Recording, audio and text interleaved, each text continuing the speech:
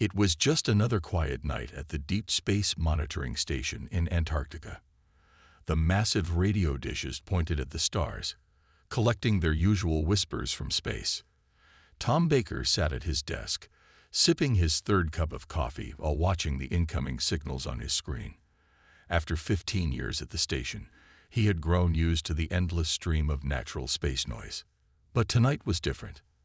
At exactly 3:47 a.m. Earth Standard Time, all the monitoring equipment started showing unusual patterns. Tom nearly spilled his coffee as he leaned forward, his eyes widening at the sight. The incoming signal was unlike anything he had ever seen before. "Hey, Mike," he called out to his colleague. "Come look at this." Mike Wheeler, who had been dozing in his chair, rushed over. His jaw dropped as he saw the readings. "That's not natural," he muttered, adjusting his glasses, "and it's definitely not one of ours." The signal was too precise, too structured to be random space noise. It was being broadcast on multiple frequencies at once, following a clear mathematical pattern. Most surprisingly, it was coming from the edge of the solar system, somewhere in the Kuiper Belt. Within minutes, they had alerted their supervisor, and within hours, every major space agency on Earth was analyzing the signal. It took 3 days for the world's best code breakers to crack it, but when they did, nobody was prepared for what they found. It was a distress call. The message was simple but shocking. "To any civilization receiving this signal, we are a fleet of the stellar Concordat, stranded in your solar system. Our propulsion systems have failed. We require assistance. We are slowly being pulled toward your star. Please respond if you can help." The news spread across Earth like wildfire. Governments held emergency meetings. Military forces went on high alert. Scientists debated the authenticity of the message. But one thing was clear: someone out there needed help. Dr. Linda Morrison, Earth's leading expert in space communications, was put in charge of sending a response. She worked with her team for 2 days to craft a simple message. "We hear you. Tell us more about your situation." The aliens responded almost immediately. Their message painted a desperate picture. A fleet of 50 massive ships, each carrying thousands of beings, had been traveling through space when their advanced propulsion systems mysteriously failed. They had tried everything they knew to fix the problem, but nothing worked. The most surprising part came next. The aliens explained that they had already contacted several other advanced civilizations in nearby star systems, but none of them could help because their technology was too advanced. They had all forgotten how to work with simple mechanical systems. "We detected your radio signals," the aliens explained. "Your civilization still understands basic mechanical principles. You might be our last hope." The irony wasn't lost on anyone. Humanity, often considering itself primitive compared to the idea of advanced alien civilizations, was being called upon precisely because of its primitive knowledge. World leaders gathered at the United Nations for an emergency session. The debate was intense. Some argued it could be a trap. Others said it was humanity's duty to help. The turning point came when Dr. Morrison played a new message from the aliens. "We understand your caution," the message said. "We are willing to share our knowledge and technology in exchange for help. But more importantly, we are asking not just for assistance, but for survival.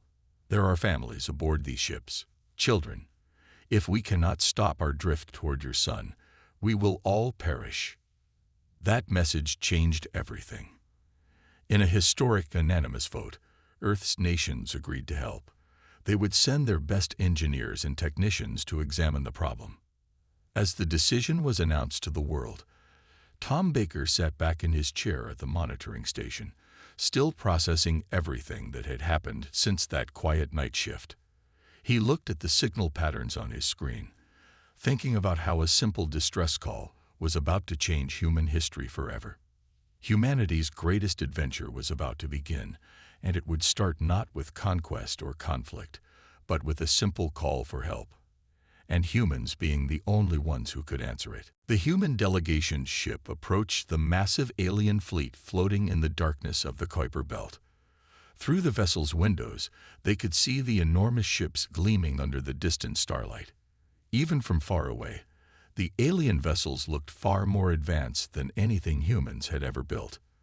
Robert Wilson, the chief engineer chosen to lead the human team, pressed his face against the cold window. Each alien ship was the size of a small city, with smooth surfaces that seemed to shimmer with an inner light. He counted at least 50 of them spread out across space. 2 minutes to docking, announced their pilot. The human ship carried Earth's best, engineers, mechanics, and scientists chosen from every corner of the planet. They had trained for 2 weeks, learning how to work in space and preparing for every possible situation. But nothing could have truly prepared them for this moment. Their ship lined up with the docking port of the lead alien vessel. The connection was smooth.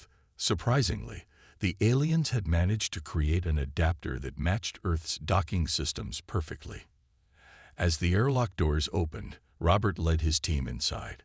The alien ship's corridor was filled with a soft blue light. The air smelled clean and fresh, much better than the recycled air they were used to on their own ships. Then they saw them. The aliens were tall, nearly 7 feet in height, with silvery skin that reflected the blue lighting. They walked on 2 legs and had 2 arms, but that's where the similarity to humans ended. Their faces had no nose, just breathing slits, and their eyes were large and completely black. The alien leader stepped forward. Thanks to their translation devices, the humans heard its words clearly. "Welcome aboard the Starweaver. I am High Commander of the Stellar Concordat Fleet. We thank you for coming to our aid." Robert stepped forward and gave a small bow. "We're honored to help. I'm Robert Wilson, leading Earth's engineering team. We'd like to see what's wrong with your ship's systems." The High Commander led them through corridors that seemed to go on forever. The ship was a marvel of technology. Doors opened before anyone touched them. Lights followed their movement. Screens appeared in midair, filled with symbols the humans couldn't understand. "Our main engine room is ahead," the High Commander explained. "We've lost control of our quantum drive systems. None of our engineers can understand why." When they entered the engine room, Robert and his team stood in awe. The chamber was enormous, filled with machinery that looked more like art than engineering.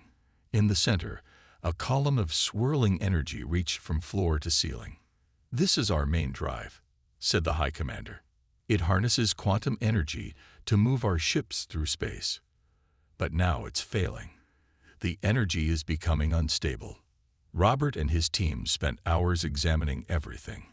They used their simple tools, hammers, wrenches, and measuring devices, while the aliens watched in confusion.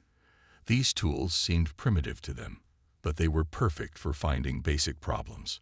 As the day went on, Robert noticed something interesting. The aliens understood the complex theories behind their technology, but they didn't know how the physical parts worked together.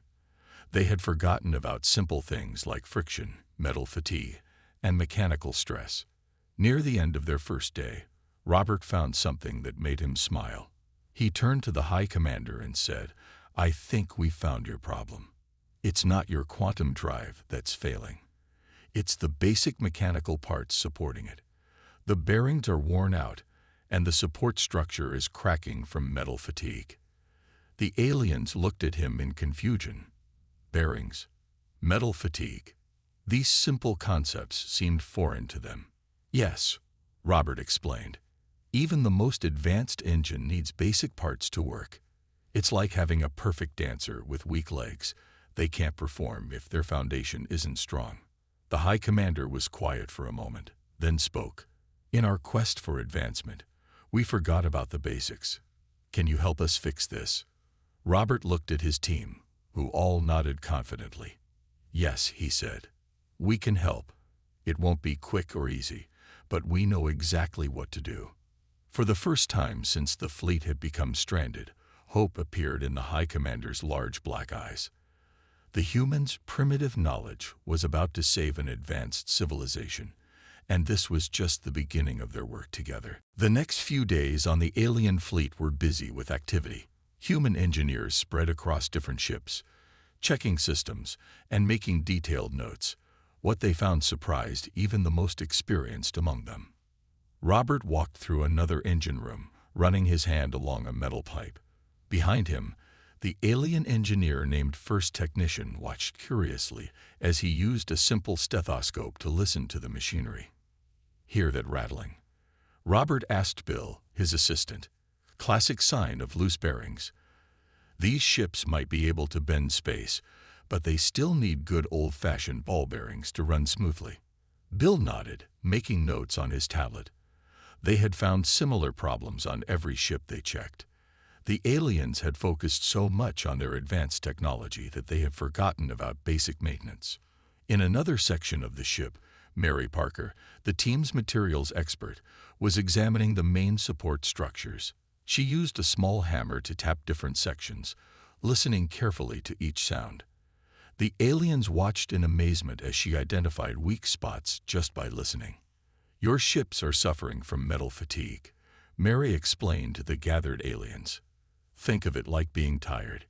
Even the strongest metal gets weak when it's used for too long without rest or care. The aliens seemed confused. One of them spoke up, but our sensors show no problems with the quantum field alignment. Mary smiled patiently. The quantum stuff is fine. It's the regular metal holding it all together that's wearing out. It's like having a perfect engine in a car with rusty wheels. It won't go anywhere. Meanwhile, in the fleet's main control ship, Robert met with the High Commander to share their findings. He spread out simple paper drawings on a table, something that made the aliens curious as they were used to holographic displays. Here's what we found, Robert explained, pointing to his drawings. Your ships are amazing, but they're suffering from basic mechanical problems. Worn-out bearings, metal fatigue, stress fractures, and seized joints. It's like having a race car that nobody ever changed the oil in. The High Commander leaned over the drawings. But these are such simple things. How did we miss them? Sometimes the simplest things are the easiest to forget, Robert replied. Your civilization advanced so far that you stopped paying attention to the basics. It's like someone who's so busy looking at the stars that they forget to watch where they're walking. As they talked, an alarm suddenly blared through the ship. Red lights flashed in the corridors. The High Commander quickly brought up a holographic display showing one of the fleet's ships. The starbeam is losing power, an alien technician reported. Its quantum core is becoming unstable. Robert looked at the display and noticed something familiar. Those vibrations, they're getting worse because of damaged support struts. If we don't fix it soon, the whole power system could shake itself apart. The High Commander turned to Robert. Can your people fix this? Robert studied the diagrams for a moment. Yes, but we'll need to work fast. We'll need materials from Earth, steel beams, high-grade bearings, industrial lubricants, things you probably haven't used in centuries. Whatever you need, the High Commander said. We'll provide transport ships to collect your materials. As Robert left to organize the repair effort, he heard the aliens talking among themselves. They were amazed that their salvation would come from such basic technology, things their civilization had considered obsolete for generations. That evening, as the human engineers gathered to share their findings, there was a sense of excitement in the room. They had found problems they could fix using knowledge and skills that humans had preserved through generations. It's ironic, Mary said during their meeting. They came looking for help with their advanced technology, but what they really needed was someone who knows how to use a wrench. Robert looked around at his team, seeing determination in their eyes. They had a massive job ahead of them, fixing 50 massive spaceships using technology centuries behind what the aliens were used to. But they knew exactly what to do. Tomorrow they would start the biggest repair job in human history, using humanity's primitive knowledge to save one of the most advanced civilizations in the galaxy. Earth's largest cargo ships were loaded with supplies, steel beams, industrial-grade bearings, welding equipment, and tons of other old-fashioned tools and materials filled their holds. The whole world had come together to help, with factories working around the clock to produce everything needed for the massive repair job. In the alien fleet's main meeting room, Robert stood before a mixed crowd of humans and aliens. Behind him, a large screen showed detailed repair plans. Even with their advanced technology, the aliens had chosen to use this simple display method to better understand the human approach. "Our plan is straightforward," Robert explained, pointing to the diagrams. "We'll fix one ship at a time, starting with the most damaged one. Think of it like fixing old cars. We need to replace the worn-out parts before the engine can run properly." Mary stepped forward with a model she had built using simple materials. It showed how they would support the quantum drive systems with new mechanical structures. "The quantum drives are like powerful engines," she explained, using her hands to demonstrate. "But they're shaking themselves apart because their supports are worn out. We'll build new supports using Earth steel, something your ships haven't had in centuries." The alien engineers looked skeptical. One of them spoke up. "Your materials seem so basic. Are you sure they can handle our advanced systems?" Bill, who had been quiet until now, answered with a smile. "Sometimes the simple solutions are the best. A wooden bridge can be stronger than a fancy glass one if it's built right." The High Commander, who had been watching quietly, raised a hand. "How long will these repairs take?" Robert looked at his calculations. "With the materials we've ordered and the number of workers Earth is sending, we can fix one ship every 3 days. That means about 5 months to repair the whole fleet." The room filled with murmurs. The aliens hadn't expected it to take so long, but they also hadn't realized how much physical work was needed. "We'll test the repairs on the Starbeam first," Robert continued. "It's the most damaged ship, so fixing it will prove our method works. We've already loaded the first batch of materials onto our cargo ships." As he spoke, the screen behind him showed teams of human workers practicing the repair procedures on Earth. They had built mock-ups of alien ship sections and were training day and night. "Each repair team will have both humans and aliens working together," Mary added. "We'll teach you how to maintain these mechanical systems yourselves. That way, you won't have these problems again."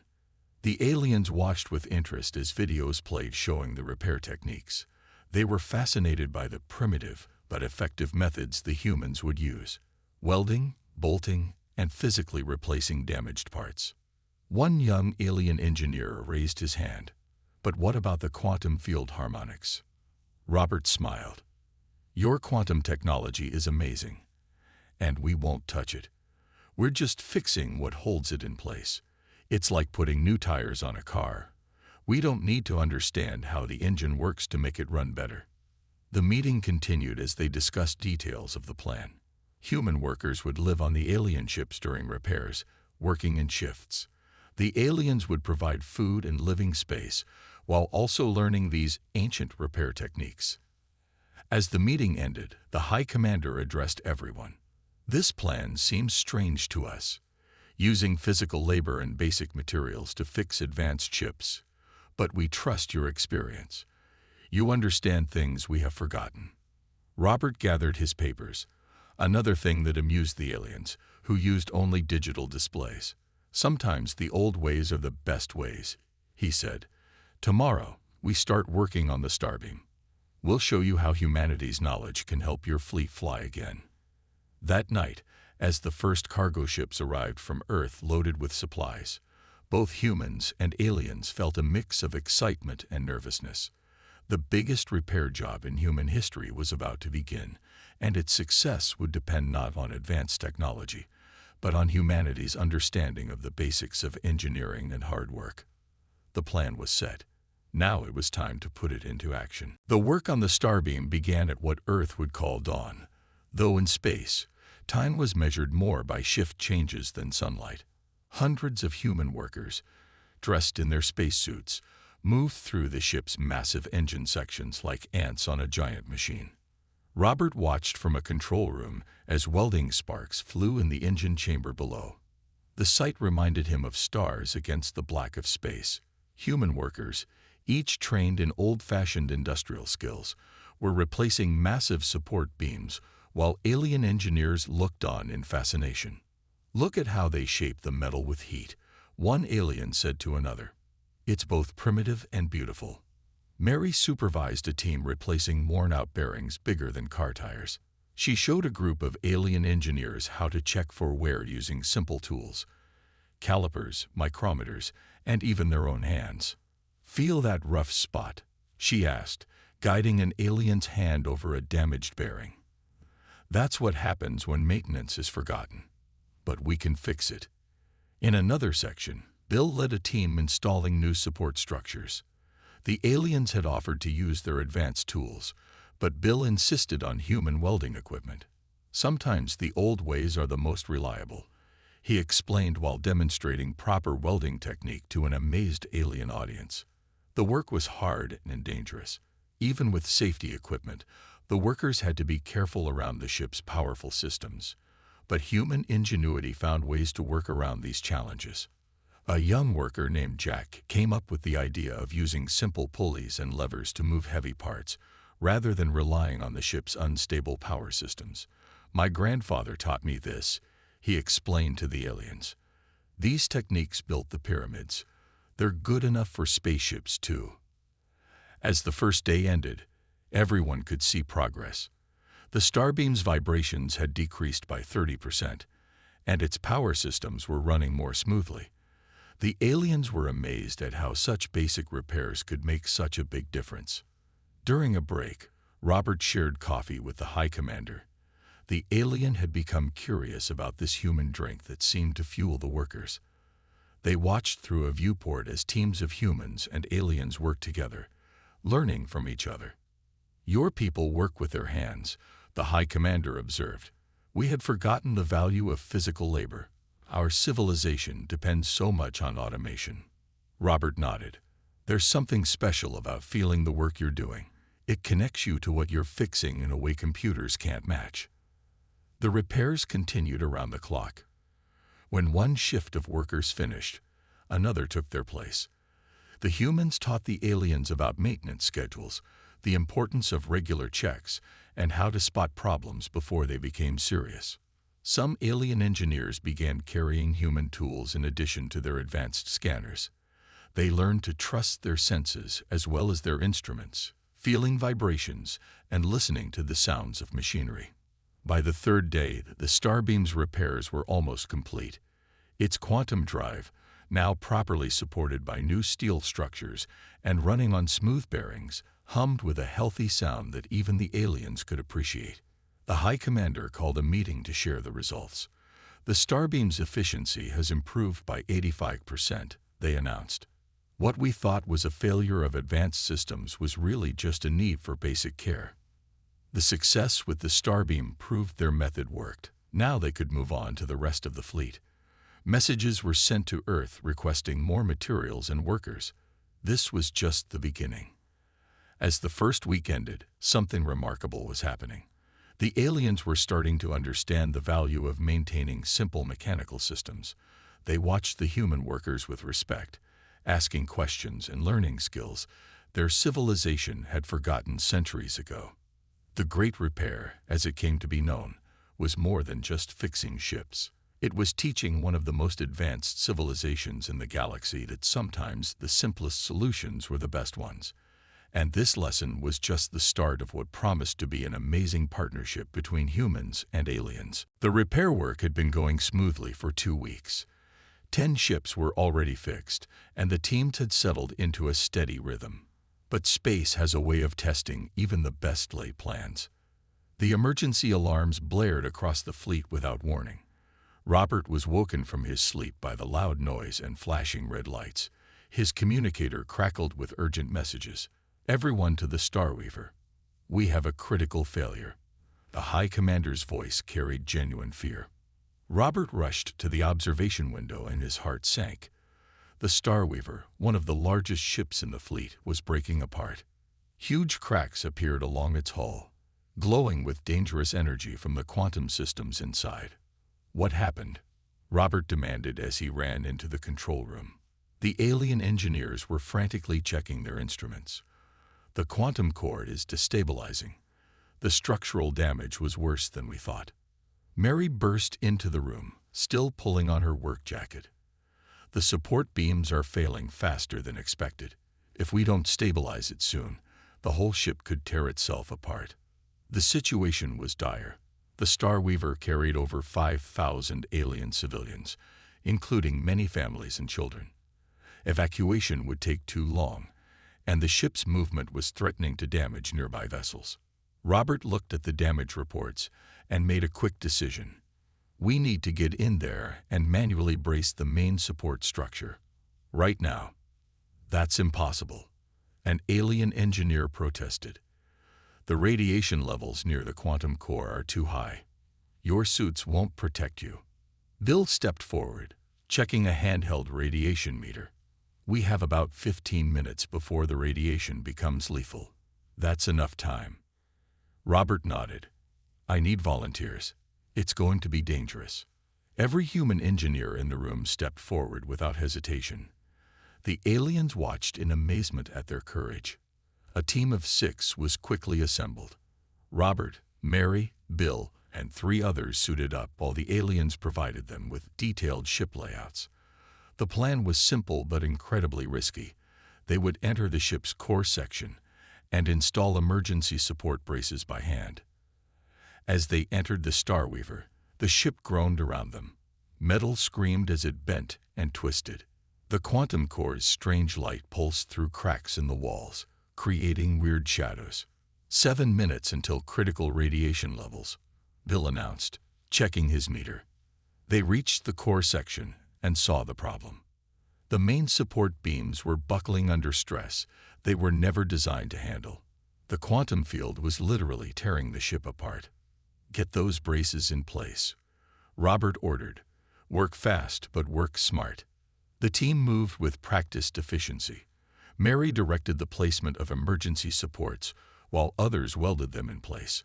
Sparks flew as they worked, mixing with the ethereal light of the quantum core. 3 minutes, Bill warned. The ship shuddered violently. A support beam near them snapped with a sound like a gunshot. Without thinking, Robert threw himself against it, using his own body to hold it in place while others welded a brace. 1 minute. Bill's voice was urgent now. Last brace, Mary called out. Almost there. The final support went into place just as Bill's radiation meter reached critical levels. Out. Everyone out now. They ran through the twisting corridors, hearts pounding. Behind them, the quantum core's light began to stabilize. The ship's groaning quieted. They made it to the airlock just in time. As the decontamination cycle ran, they watched through the windows. The Star Weaver's structure held. The emergency braces were working. In the control room, cheers erupted from both humans and aliens. The High Commander approached Robert's team as they removed their suits. You risk your lives to save our people, the High Commander said solemnly. Why? Robert, still catching his breath, answered simply, because we could help. That's what humans do. The aliens looked at the humans with new respect. They had just witnessed something remarkable, not just technical skill, but courage and selflessness in the face of danger. The crisis had passed, but it had taught both species something important. The humans had shown that their value lay not just in their technical knowledge, but in their willingness to risk everything to help others. As the repair teams regrouped to continue their work, there was a new sense of unity between humans and aliens. They had faced death together and won, not through advanced technology, but through human courage and determination. The story of the Star Weaver's rescue would be told for generations in both human and alien cultures. 5 months after the first distress call, the human repair teams gathered on the observation deck of the last repaired ship. Through the massive windows, they could see the entire alien fleet gleaming in the starlight, each vessel now running perfectly thanks to their work. Robert stood with the High Commander, both of them watching the final tests being performed. The ship's quantum drives hummed with a smooth, healthy sound that brought smiles to both human and alien faces. All ships report ready for departure, an alien technician announced. The pride in their voice was clear. They had learned not just to maintain their ships, but to understand them in ways their civilization had forgotten. Mary walked up with her tablet showing the final inspection results. Every ship is running at peak efficiency. The new maintenance systems are working better than we expected. The last 5 months had changed both species. Humans had learned about advanced alien technology, while the aliens had rediscovered the importance of understanding basic mechanics. Throughout the fleet, you could now find alien engineers carrying both quantum scanners and simple wrenches. The High Commander turned to address the gathered crowd of humans and aliens. When we first called for help, we thought our civilization was superior to yours. We were wrong. You taught us that true advancement isn't about forgetting the basics, but building upon them. Bill, who had been checking the final maintenance logs, stepped forward. We're leaving maintenance manuals and tools with every ship. Remember to check those bearings every 3 months, he said with a grin. The aliens had insisted on giving Earth something in return. They shared some of their technology, not the most advanced stuff that humans wouldn't understand yet, but knowledge that would help humanity take its next steps into space. More importantly, they spread word throughout the galaxy about Earth. From this day forward, the High Commander announced, humans will be known as the engineers among the stars. When others forget the foundations their technology is built on, they will come to Earth for help. Robert nodded, remembering how far they'd come. Just remember to do your regular maintenance checks, he said. We don't want to have to come fix the fleet again in another 100 years. The aliens laughed. They had even learned to appreciate human humor during their time together. As the repair teams prepared to return to Earth, something unexpected happened. Several young aliens stepped forward, asking permission to go with them. They wanted to learn more about human engineering and mechanical skills. We want to study your primitive ways, one of them said. They're not primitive at all. They're the foundation of everything. The High Commander agreed, and in exchange, offered to leave some alien engineers on Earth to help humans understand their technology better. It was the beginning of a partnership that would benefit both civilizations. The departure ceremony was simple but meaningful. The human teams watched from their ships as the alien fleet powered up their quantum drives now properly supported by Earth-made steel and maintained with human knowledge. One by one, the massive ships began to move, their engines glowing with perfect stability. There was no shaking, no vibration, just smooth power as they prepared to return to their home. Remember, Robert called out in his final transmission to the fleet, the most advanced technology still needs a solid foundation. Don't forget the basics again. We won't, the High Commander replied. And we will tell others what we learned here. Humanity may be young among the stars, but you understand things that older civilizations have forgotten. As the alien fleet departed, leaving behind a legacy of friendship and shared knowledge, the human teams began their journey home. They had done more than just fix a fleet of ships. They had shown the galaxy that sometimes the oldest knowledge is the most valuable. Back on Earth, as news of their success spread, people looked up at the stars with new confidence. Humanity might not have the most advanced technology in the galaxy, but they had something just as valuable. The wisdom to remember where all that technology began, and the skills to keep it running. The story of how humans saved the alien fleet became legend, told in both worlds as a reminder that true advancement doesn't mean forgetting your roots. It means building upon them wisely.